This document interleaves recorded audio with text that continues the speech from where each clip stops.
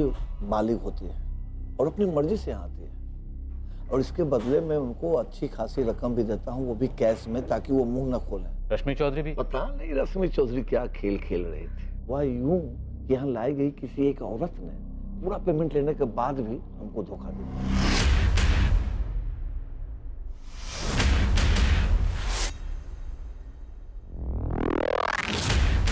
फिर मुझे उस रश्मि चौधरी का फोन आता है। रश्मि, तुम मुझे ब्लैकमेल कर रही हो? Lakshman ji, video quality, lighting, sound top quality का है। कोई भी बोलेगा कि आप ही हो, और जो आप कर रहे हो, आप क्या बोलो? कौन थी वो? नाम बताओ उसका। आप सच में लगता है मैं नाम बताऊंगी? देखो रश्मि, सीधे सीधे बताओ क्या चाहती हो तुम? बड़ी हैरत होती है मुझे लक्ष्मण जी, आप मीडिया में औरतों की सेफ्टी, मर्यादा वगैरह वगैरह को लेकर कितने स्टेटमेंट्स देते रहते हैं। वैसे तुम भी तो अपने आप को सोशल वर्कर कहते हो, और हरकतें देखो एक मामूली ब्लैकमेलर की।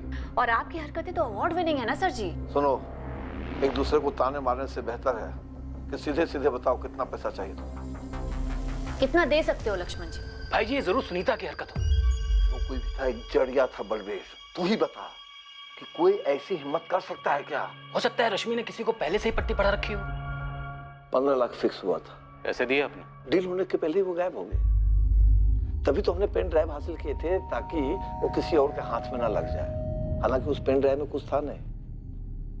वो पेन ड्राइव मैं आपको लौटा दूंगा। जी सर। मुझे लगता है रश्मि चौधरी मारी गई है। क्या है कि जिस तरह से उसको लगता था कि मुझे ब्लैकमेल करके वो कोई जैकपॉट हासिल करेगी, उसी तरह से उसको मारने वाले का भी कोई जैकपॉट दांव पे लगा होगा। लेकिन वो आदमी मैं नहीं।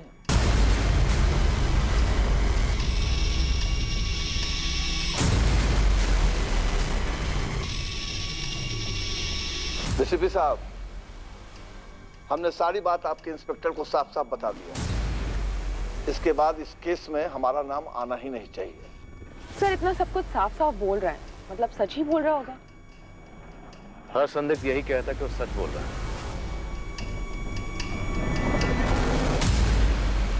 मानते हैं सर, इसमें हमारी गलती है, लेकिन ये तस्वीर हमारे पास सिर्फ 2 हफ्ते पहले ही आई। तब तक वो लवारिस लाश हम सबके दिमाग से उतर गई थी। और वो लवारिस लाश रश्मि चौधरी की थी? जी सर, हमारे पास लाश की तस्वीरें हैं सर। 22 जुलाई की सुबह यहाँ पटना से ही लाश मिली, यहीं पास के जंगल से। शॉर्ट नहीं था, हम लाश की पहचान नहीं कर पाए।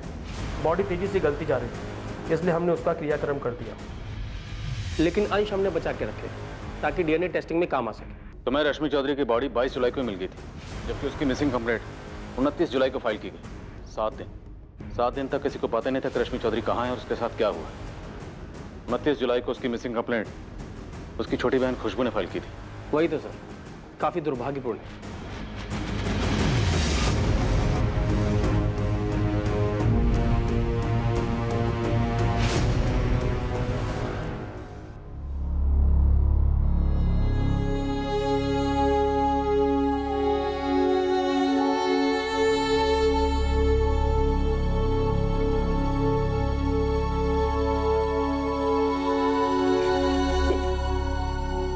इसका मतलब जब मैं दीदी को कॉल कर रही थी तब दीदी। हाँ, हमें ऐसे ही लग रहा है कि रश्मि का मर्डर यहाँ किया गया और बाद में उसकी बॉडी को पटना के जंगल में फेंका गया। और वो मकान मालिक जयदेव को चिट्ठी और आशुतोष और विक्रम को ईमेल्स सब फर्जी थे। किसी और ने तुम्हारी दीदी के अकाउंट से वो मेल्स भेजे होंगे। और आप लोगों को इसकी भनक तक नहीं लगी? सॉरी खुशबू, हमारे कोऑर्डिनेशन में कमी रही। किसने मारा मेरी दीदी को? हुआ भी पता नहीं चला है, और हम कातिल को जल्दी ढूंढ लेंगे। मैं बार बार कहती रही कि मेरी दीदी की जान खतरे में हो सकती है, लेकिन खुशबू, मैं मानता हूं हमारी गलती थी और हम शर्मिंदा हैं, लेकिन जिस दिन तुम हमारे पास अपनी दीदी की मिसिंग कंप्लेंट लिखवाने आई थी, तुम्हारी दीदी रश्मि का मर्डर उससे पहले हो चुका था। इतने दिनों से मैं इस ख्याल को आने से रोकती रही, फिर भी आ ही जाता था कि कहीं दीदी के साथ कुछ गलत तो नहीं हुआ होगा। और अब पता चला है कि ऐसा वाकया है। जो भी है रश्मि से जुड़ा हुआ है कोई, और मोटिव भी पर्सनल से जुड़ा हुआ है। तो जल्दी से जल्दी अरेस्ट करो कातिल को। मैंने सारे स्टेटमेंट्स पढ़े हैं, निखिल आचार्य का नाम है इसमें। जो सर, ये अभी भी हमारे राडार में है। एक्टर वैक्टर है क्या? जी सर।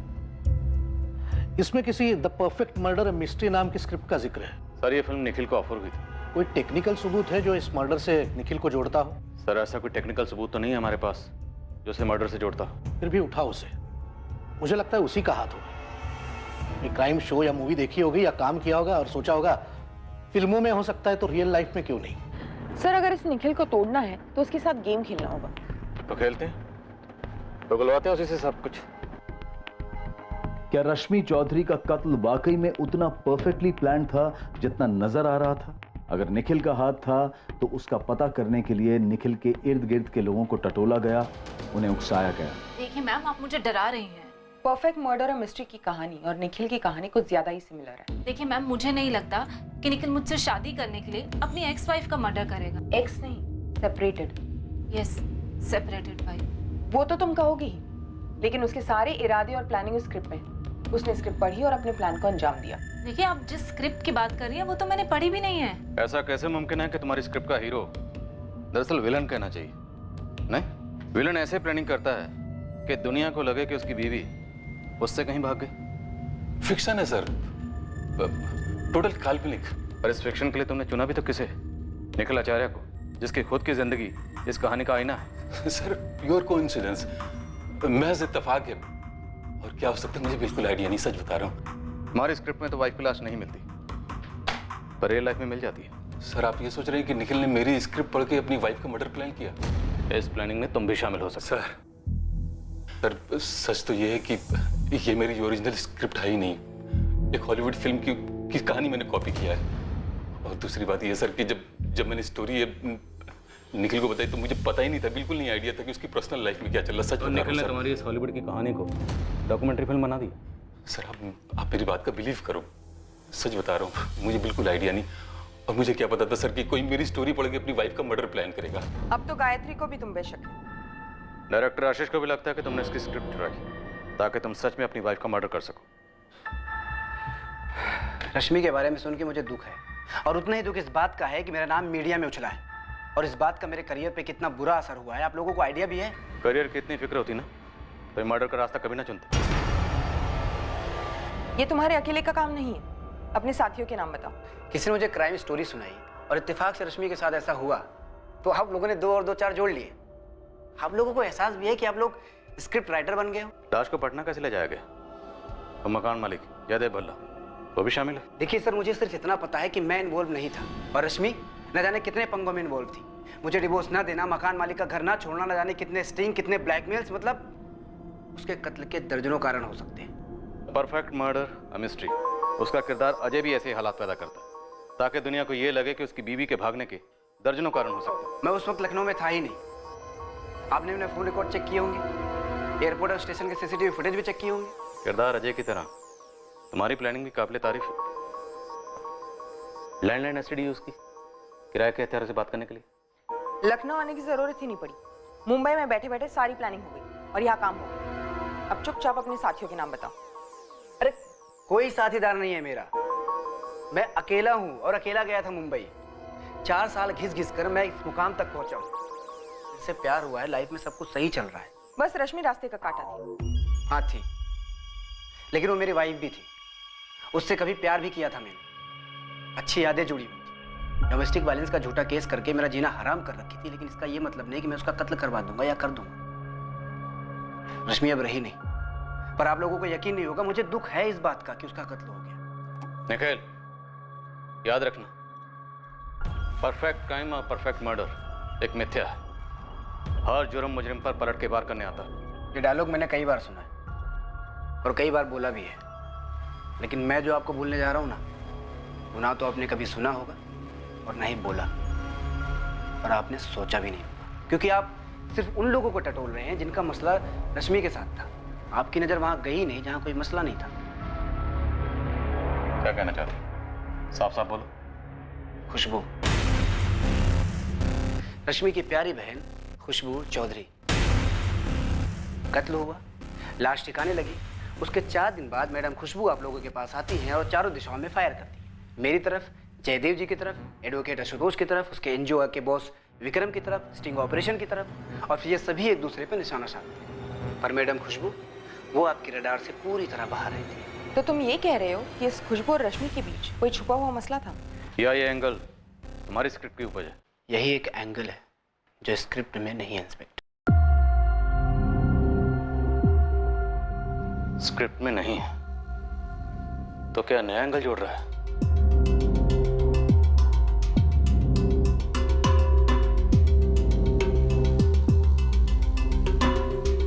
अब खुशबू को भी पुलिस स्कैनर से बख्शा नहीं गया।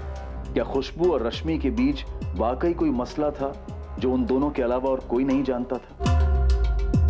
खुशबू ने जब अपनी बहन की खोज शुरू की थी, पुलिस ने उस समय के उसके पदचिन्ह नापना शुरू कर दिए।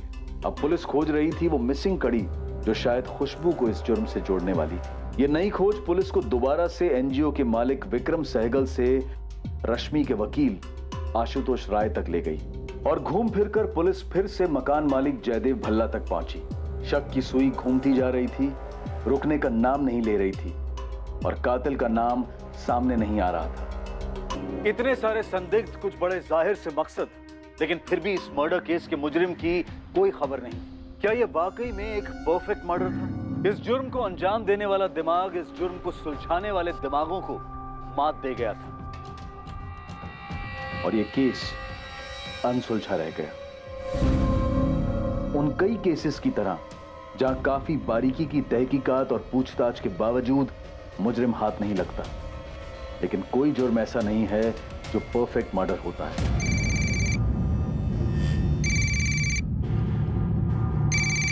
इंस्पेक्टर राकेश अधिकारी। जय हिंद सर।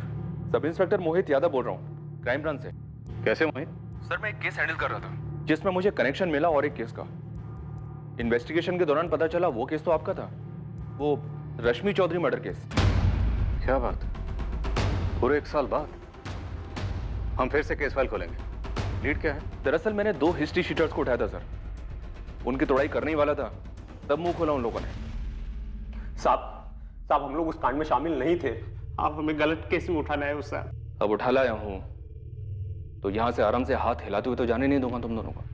बताओ ऐसा कौन सा कांड किया तुम दोनों ने जो अभी तक हमारी रडार में नहीं आया? हम सच बोल रहे हैं, हमने कोई कांड नहीं किया था।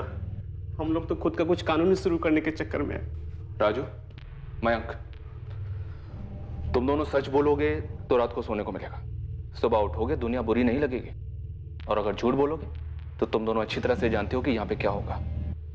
सर वो 1 साल पहले एक काम मिला था। मर्डर? अरे नहीं साहब, एक मकान से सामान खाली करवाना था। तो मतलब ये कानूनी काम शुरू करने वाले थे तुम दोनों, मूवर्स और पैकर्स? हाँ नहीं साहब, सच में हम लोगों ने काम किया था, उसके तगड़े पैसे भी मिले थे हम लोगों को। कहाँ किया था? गिरधर नगर में साहब, मकान नंबर 12।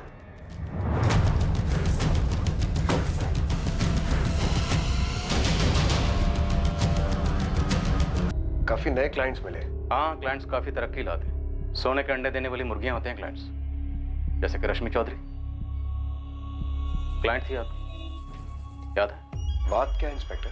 बात 45 लाख के वकील साहब, वही 45 लाख जो जयदेव भल्ला ने वाकई विक्रम को दी, और विक्रम ने तुम्हारी क्लाइंट रश्मि को दी, और रश्मि के कातिल ने रश्मि का कत्ल किया और 45 लाख खुद रख ली। ऐसे कैसे? मतलब कौन है? राजू और मैं क्रिमिनल्स हैं। किसी जमाने में तुमने उनकी जमानत करवाई थी, तुम्हें तो याद भी नहीं होगा। हाँ याद है मुझे। क्या हुआ उन्हें? पकड़े गए, सब बोल दिया। मैडम ऐसे कैसे अचानक टिकट कटाकर लखनऊ आ जाओ? आखिर हुआ क्या है? तुम्हारे बहन के कातिलों का खुलासा होने वाला है।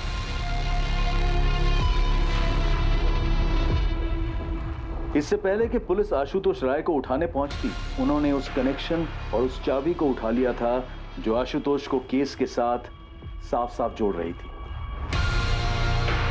लेकिन क्या आशुतोष ने ही मर्डर किया था, या माजरा कुछ और ही था जो इस केस की अनसुलझी कड़ी थी? इंस्पेक्टर साहब, सर कुछ तो बोलेगी भी आप? बोला तो आपका जयदेव जी, लिफाफे के अंदर जो चाबी थी, चिट्ठी थी, उनके बारे में। बैठे आराम से, नाश्ता पानी करिए, तब तक हम बाकी कड़ियां लेकर आ रहे हैं। आप कहानी पूरी करें।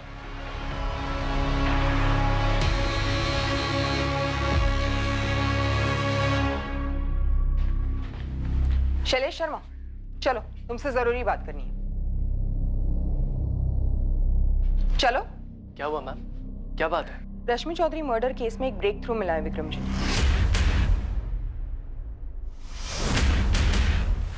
चाबी किसने दी थी? बोलो।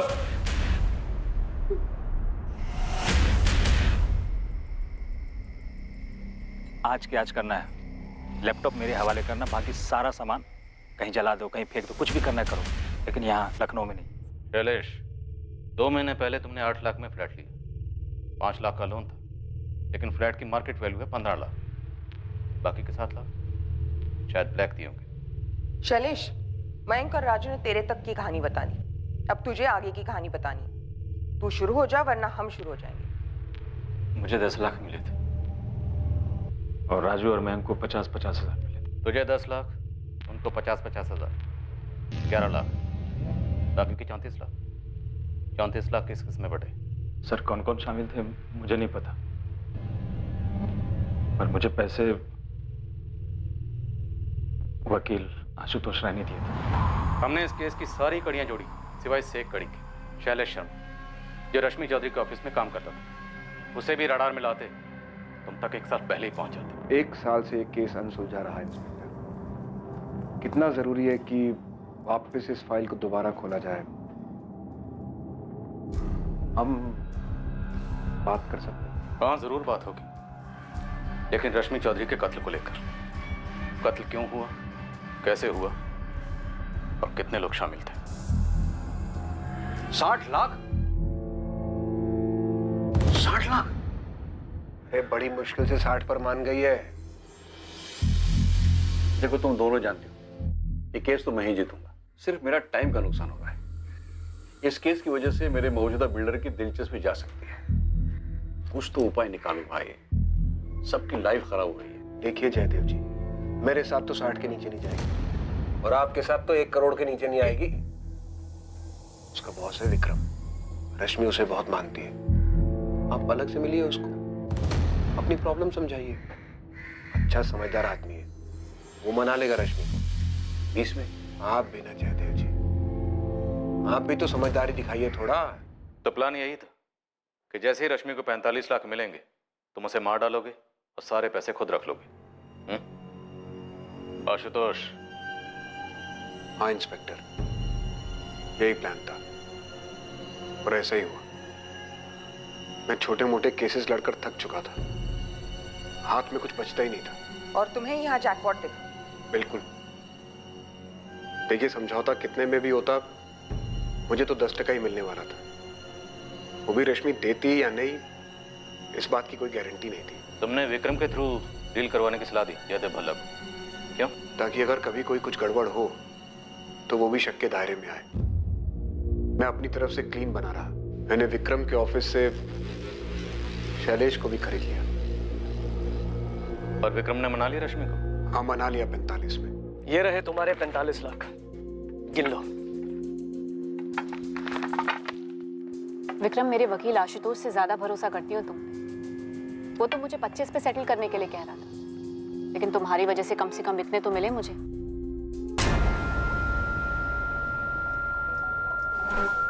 आशुतोष जी, रश्मि को विक्रम जी ने पूरे 45 लाख कैश पकड़ा दिए। और मकान खाली कब कर रही है? कह तो रही थी कि जल्दी करेगी, लेकिन मुझे नहीं लगता कि दूसरा घर मिलने के पहले ये घर खाली करेगी।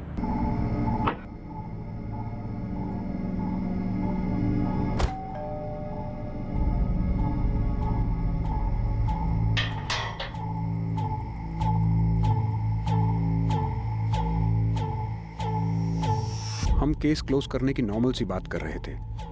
पहले रश्मि को थोड़ा शक सा हुआ कि मैं शैलेश को साथ क्यों ले आया था। मैंने बात टाल दी और मौके का इंतजार किया।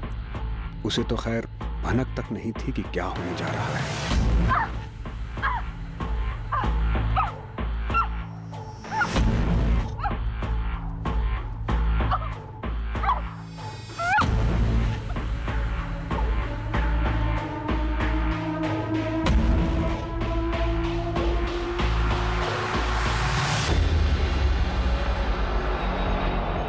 मैं लाश को पटना ले गया और पीछे से शैलेश ने मकान साफ करवाया। शैलेश ने रश्मि के लैपटॉप से उसी के ईमेल एड्रेस से वो 2 ईमेल्स भेजे, एक मुझे, एक विक्रम को।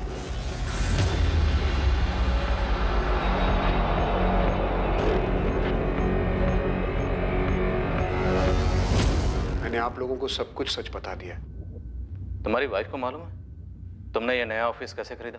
सर, क्यों एक बेचारी औरत का दिल और भरोसा तोड़ना चाहते? कहिए, क्या कीमत लेंगे इस केस को सेटल करने की?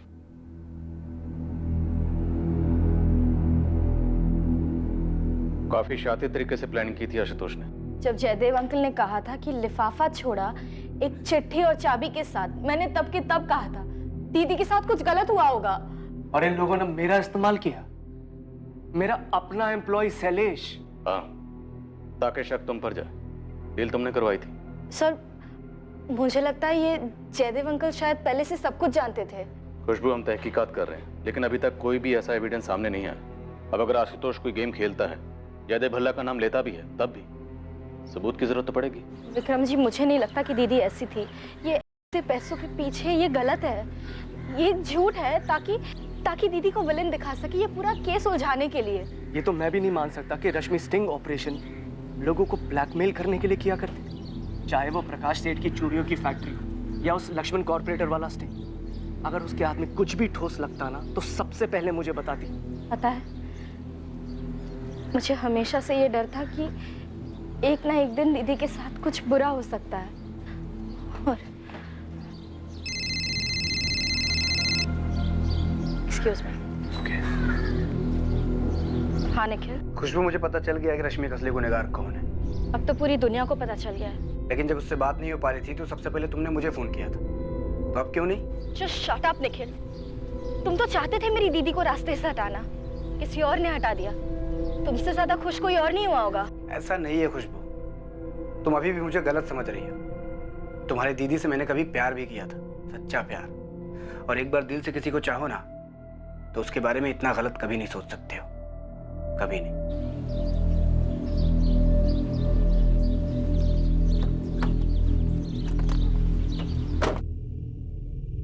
आशुतोष राय और शैलेश शर्मा पर रश्मि चौधरी के मर्डर का चार्ज लगा है और साथ ही सबूत मिटाने का चार्ज भी लगाया गया है।